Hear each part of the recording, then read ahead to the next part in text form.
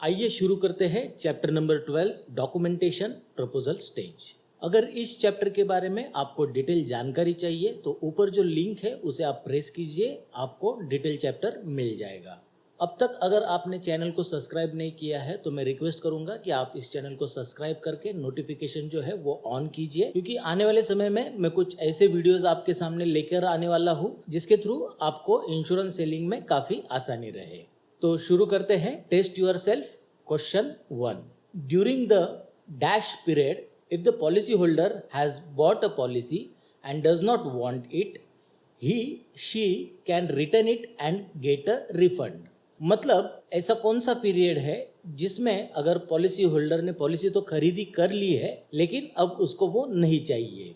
तो ऑप्शंस है free evaluation, free look, cancellation, free trial. इसका आंसर है फ्री लुक पीरियड, जो कि 15 डेज का होता है।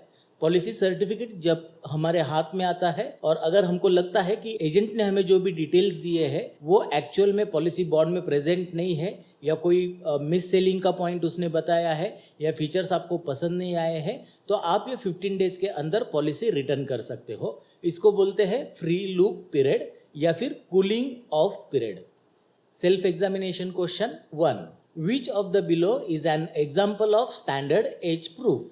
मतलब नीचे जो ऑप्शंस दिए हैं इसमें से स्टैंडर्ड एज प्रूफ हम लोग किसे कहेंगे। ऑप्शंस है ration card, horoscope, passport, village panchayat certificate. तो इसमें से रेशन कार्ड और हॉरोस्कोप जो है इसमें हमारी एग्जैक्ट डेट ऑफ बर्थ है वो कहीं पे भी लिखी नहीं होती है। विलेज पंचायत सर्टिफिकेट जो है वो गांव के सरपंच से दिया जाता है, तो पॉसिबिलिटी है कि वहां पे डेट ऑफ बर्थ जो है वो गलत मेंशन की गई हो। तो इसी वजह से ऑप्शन 3 जो है पासपोर्ट, ये स्टैंडर्ड एज प्रूफ हम लोग इसको कंसिडर करते हैं। Question number 2। Which of the below can be attributed to moral hazard. मतलब नीचे जो ऑप्शंस दिए हैं उसमें से हम लोग मॉरल हजार्ड किसे कहेंगे। ऑप्शंस है increase risky behaviour following the purchase of insurance, increase risky behaviour prior to purchase of insurance, decrease risky behaviour following the purchase of insurance, engaging in criminal acts post being insured. तो इसका answer है increase risky behaviour following the purchase of insurance. मतलब policy लेने के बाद जो behaviour है वो थोड़ा रिस्की लगने लगे तो ये मॉरल हजार्ड को दर्शाएगा। Question number 3।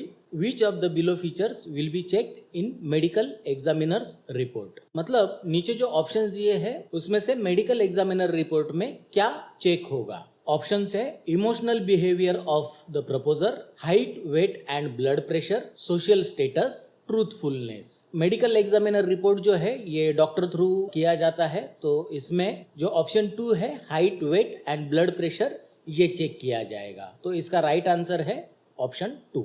A dash is a formal legal document used by insurance companies that provides details about the product। मतलब नीचे जो ऑप्शंस दिए हैं उनमें से ऐसा कौन सा ऑप्शन है जिसको इंश्योरेंस कंपनी द्वारा अपने प्रोडक्ट्स के डिटेल जानकारी देने हेतु यूज किया जाता है। ऑप्शंस है proposal form, proposal quote, information docket या फिर प्रोस्पेक्टस।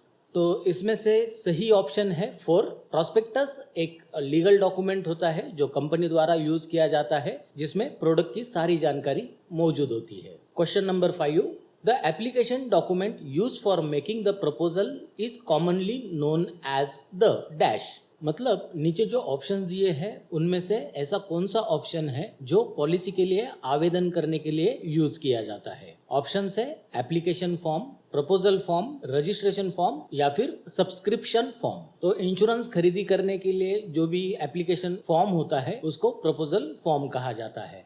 तो ऑप्शन 2 है ये राइट आंसर है। Question number 6। From the below given age proof documents identify the one which is classified as non standard by insurance company. मतलब नीचे जो भी ऑप्शंस दिए हैं इनमें से कौन सा ऐसा डॉक्यूमेंट है जो इंश्योरेंस कंपनी द्वारा नॉन स्टैंडर्ड एज प्रूफ कहा जाता है। ऑप्शंस है school certificate, identity card in case of defence personnel, ration card या सर्टिफिकेट ऑफ बैप्टिज्म।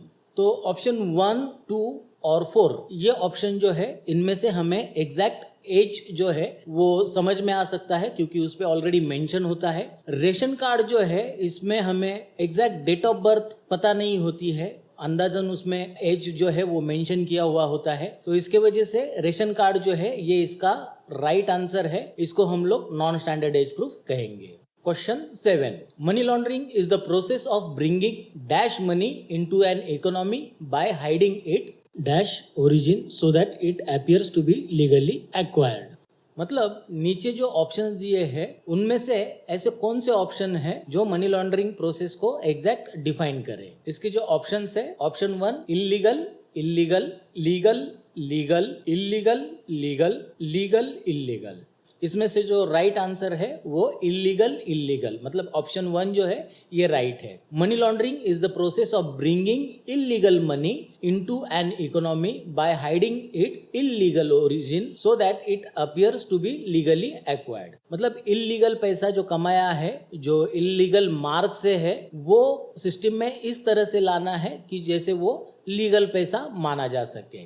तो ऑप्शन फर्स्ट जो है ये राइट है, जिसमें इल्लीगल, इल्लीगल ये ऑप्शंस है।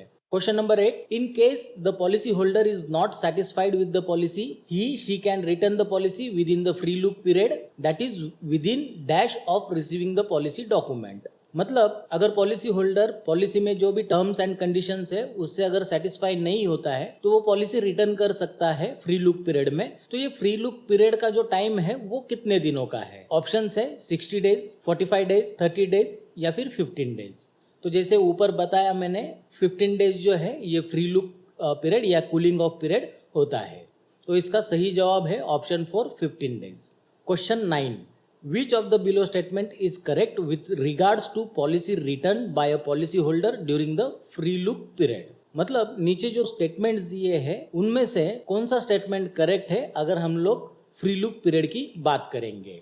स्टेटमेंट्स है the insurance company will refund 100% of the premium, the insurance company will refund 50% of the premium, the insurance company will refund the premium after adjusting the proportionate risk premium for the period on cover, medical examination expenses and stamp duty charges, the insurance company will forfeit the entire premium. Free look period में जब कोई भी customer अपनी policy return करता है तो insurance company जो है वो उसे 100% प्रीमियम रिटर्न नहीं करती है।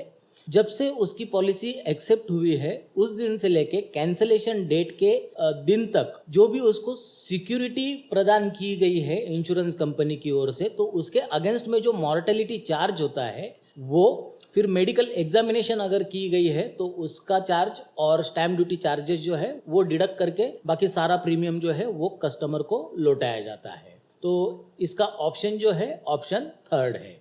Question number 10. Which of the below is not a valid address proof? मतलब नीचे जो ऑप्शंस है इसमें से वैलिड एड्रेस प्रूफ कौन सा नहीं है? ऑप्शंस है pan card, voter ID card, bank passbook और ड्राइविंग लाइसेंस। तो चारों ऑप्शन जो है इसमें से वोटर आईडी जो है इसमें एड्रेस मेंशन किया होता है, फिर बैंक पासबुक पे भी एड्रेस जो है ये मेंशन किया होता है और ड्राइविंग लाइसेंस में भी एड्रेस जो है वो मेंशन किया होता है। पैन कार्ड पे कोई भी एड्रेस मेंशन नहीं होता है, तो इसके लिए पैन कार्ड ये वैलिड एड्रेस प्रूफ नहीं है। तो इस चैप्टर में बस इतना ही, मिलते हैं नेक्स्ट चैप्टर में।